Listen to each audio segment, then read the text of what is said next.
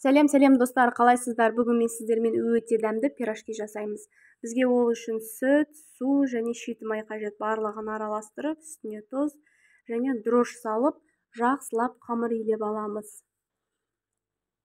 Илеп болған қамырымызды, жақсылап иін қандырып, илеп болған қамырымызды жылы жерге қойып, бетін жауып қойыңыздар. Енді начинкасын дайындаймыз. Начинкасына мен капустамен жасадым.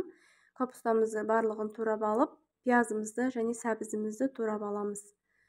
Барлық турап алған заттарымызды алдын ала дайындап, қазанымызға шийтімай салып, қыздырып аламыз да үстіне пияз саламыз. Пиязымызды жақсылап қуырып алып, оның үстіне сәбізімізді саламыз. Сәбізді қуырып болғаннан кейін капустамызды саламыз. Толып кеткендіктен сәл бетін жауып қойыңыздар. Асты қуырылған соң кішкене басылады.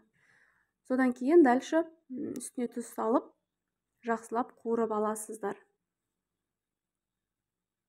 Дайын болғаннан кейін оны суытып қойып қоясыздар. Суығаннан кейін үстіне тұз, қарабұрыш дәміне қарай салып, жақсылап араластырып аласыздар. Ашыған қамырымызды алып, шетінен дәл видеодағындай жайып аласыздар. Менде осындай кольцо бар, мен сонымен кесемін. Сіздерде болмаса, ешқандай қиындығы жоқ, осындай пиалкамен кессеңіздер де болады. Оны да көрсетіп қойдым. Ешқандай қиындығы жоқ.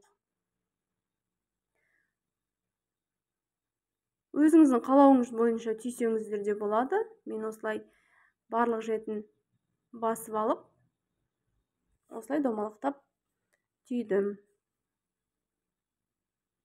Видеоны мұқият қарасаңыздар, барлығы оңай.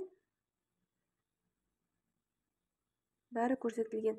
Жақсылап қысып түйіңіздер, себебі ол пісу барысында ашылып кетпесін.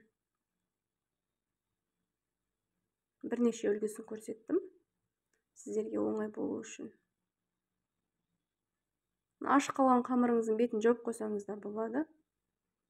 Осылай барлығын түйіп алғаннан кейін бетіне жұмыртқа жағып, бетіне күнжіт сеуіп, духовкаға салып пісіріп аласыздар. Өте дәмді, жұмсақ, сіздер де жасап көріңіздер. Ұнайды деген ойдамын. Менің каналыма тіркеліп, комментария жазып, лайк басуды ұмытпаңыздар. Жақындарыңызға, достарыңызға бөлісе отырыңыздар.